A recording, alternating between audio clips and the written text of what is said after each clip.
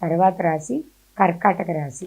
కర్కాటక రాశి వారికి జనవరి నెల 1వ తారీఖు నుంచి 31/2025 సంవత్సరంలో ఎలా ఉండబోతుందో ఇప్పుడు తెలుసుకుందాం.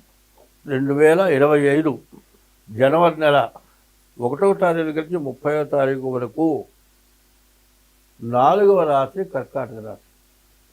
కర్కాటక రాశి ఫలితాలు చెప్పుకున్నాం. కర్కటస్య నిశాకరః. కర్కాటక రాశికి చంద్రుడు అధిపతి. ఈ చంద్రుడు నవగ్రహాల్లో ప్రధానమైన గ్రహాలు సూర్య చంద్రుడు. ఈ సూర్య చంద్రుడు బాగుంటేనే బాగుంటుంది. సూర్యుడు బాగుంటేనేమో విద్యా ఉద్యోగం గొప్పతనంగా వెళ్తారు. చంద్రుడు బాగుంటే ఇండివిడ్యువాలిటీ, స్వతంత్రమైన శక్తి, ఎవడి సపోర్టుతో పనిలేదు. వాడు సొంతగా వాడు అనుకున్నదే చేస్తాడు. కాకపోయినా 10 సార్లు కాదు 100 సార్లు అయినా ప్రయత్నం చేసి దాంట్లోనే ముందుకు వెళ్తాడు. వాడు అనుకున్నది పూర్తిగా సాధిస్తాడు. బాగా గొప్పగా బతుకుతాడు. తను తింటాడు, 10 మంది వెళ్తాడు. సూర్యుడు బాగుంటేనేమో దాదాపు గొప్ప చదువులు చదువుతాడు, దేశ విదేశాలకు వెళ్తాడు. ఇట్లా ఉంటుంది. అయితే కర్కాటక రాశికి చంద్రుడు అధిపతి. అయితే పునర్వసు నక్షత్రం 3వ పాదం వరకు మిథున రాశి. పునర్వసు నక్షత్రం 4వ పాదం నుంచి కర్కాటక రాశి. కర్కాటకస్య నిశాకర. కర్కాటక రాశికి అధిపతి చంద్రుడు. మిథున లగ్నంలో ఈ పునర్వసు నక్షత్రం 4వ పాదంలో రామచంద్రమూర్తి పుట్టాడు. రామచంద్రమూర్తి పుట్టాడు అంటే త్రేతాయుగంలో పుడితే ఈ రోజు వరకు కూడా రాముడు పూజింపబడుతున్నాడు. అట్లాగే మనం కూడా పూజింపబడాలా ద్వేషింపబడాలా అనేది మనం ఆలోచించుకోవాలి. రాముడు ఎందుకు పూజింపబడ్డాడు అనేది మనకు కావాలి. పితృవాక్య పరిపాలన, తండ్రి చెప్పింది చేయటం, అదిగాక అడవులకు వెళ్ళటం, వెళ్ళిన తర్వాత కూడా ఋషులు పెద్దవాళ్ళు చెప్పిన మాట వినటం, వాళ్ళు చెప్పిన ప్రకారం నడవటం, చివరికి అరణ్యవాసంలో మరి దుర్మార్గులైనటువంటి రాక్షసుల్ని ఎంతోమందిని వధించటం, తర్వాత రావణాసుడిని సీతను ఎత్తుకుపోతే మరి భార్య వియోగంతో మానవులు పడ్డ బాధ ఆయన కూడా పడి చివరికి రావణ సంహారం చేసి మరి తిరిగి రాజ్యం పరిపాలన చేయటం. తమ్ముడితో ఎట్టా ఉండాలి, అన్నతో ఎట్టా ఉండాలి, తల్లిదండ్రులతో ఎట్టా ఉండాలి, భార్యతో ఎట్టా ఉండాలి, ప్రజలతో ఎట్టా ఉండాలి అనేటువంటిది గొప్ప పరిపాలన చేశాడు. సత్యము ధర్మం కలిగి ఉన్నాడు. సత్యం ధర్మం, తర్వాత అహింస, ఈ మూడింటికి దూరంగా ఉండి దొంగతనం అనేది ఎక్కడా లేదు, అధర్మం అనేది ఎట్లా లేదు. అట్లాంటి పరిపాలన చేసిన రామచంద్రమూర్తి ఆయన పడ్డ కష్టాలు ఏ మానవుడు పడలేదు.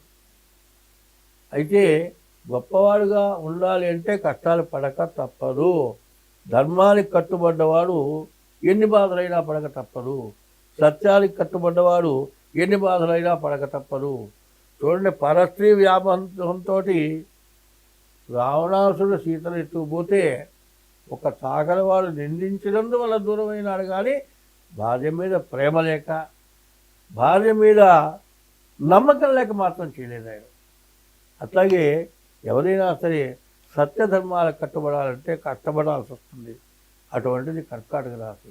ఈ కర్కాటక రాశి ఇది పునర్వసు నక్షత్రం 4వ పాదమే కర్కాటక రాశి. తర్వాత పుష్యం వచ్చిందండి. ఈ పుష్యమే నక్షత్రాలు చెప్పాడు. విద్యాద్యౌతిష్య పుష్యేతు పూజితో గురునామక వాగీశ్యామలేజ్య జీవో దేవపురోహిత అని ఈ గురువుట పుష్యమే నక్షత్రానికి గురువు అధిపతి అంటున్నారు. ఈ గురువు ఎటువంటి వాడంటే ఒకరికి చెప్పగలవాడు, విద్యలో గొప్పవాడు. విద్యలో గొప్పవాడు కాదండి, దేవపురోహిత అంటే దేవతలకు కూడా చెప్పగలిగిన శక్తి కలిగినటువంటి వాడు భూమి మీద ఈ పుష్యమే నక్షత్రంలో పుట్టాడు. ఈ పుష్యమే నక్షత్రంలో ఎంతో పుణ్యం చేసుకున్నటువంటి వాడు మరి ఈ పుష్యమే నక్షత్రంలో పుట్టాడు. కర్కాటక రాశి. సరే, పునర్వసు వచ్చేప్పటికి రామచంద్రమూర్తి, కర్కాటక వచ్చేప్పటికి గురువు, మరి పునర్వసు పుష్యమి ఆశ్లేష 4వ పాదం వరకు కర్కాటక రాశి. ఈ ఆశ్లేష నక్షత్రం ఆశ్లేషో రగసాత్మాహి భుజంగ వ్యాళ సంజ్ఞిక అన్నారు. సర్పముట, సర్పంగా పుట్టారట. పూర్వజన్మలో సర్పం అయితేనే ఈ జన్మలో ఆశ్లేష నక్షత్రంలో పుట్టారు. అయితే ఏమిటయా అంటే ఆ సర్పం కూడా దేవుడి దగ్గర ఎప్పుడు ఆరాధన చేసింది, దైవారాధన చేసింది.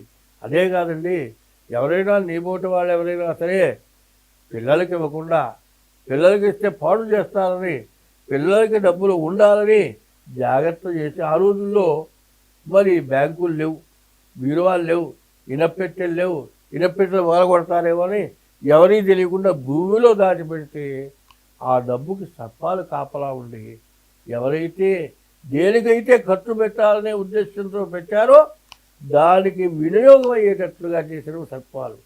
అంత మంచి సర్పాలు, అంత గొప్పవి. పూర్వజన్మలో సర్పం ఈ జన్మలో మనిషిగా పుట్టాడు అంటే అమ్మ వీడు దుర్మార్గుడని మాత్రం అనుకోవద్దు. పూర్వజన్మలో చుట్టుతూ ఉంటేనే సర్పంగా పుట్టారు. అట్లాగే సర్పదోషం కూడా వాళ్ళకుంటుంది. ఆశ్లేష బలి అంటారు. అయితే ఆ దోషాలు పోవటానికి కూడా చేసుకోవాల్సి ఉంది.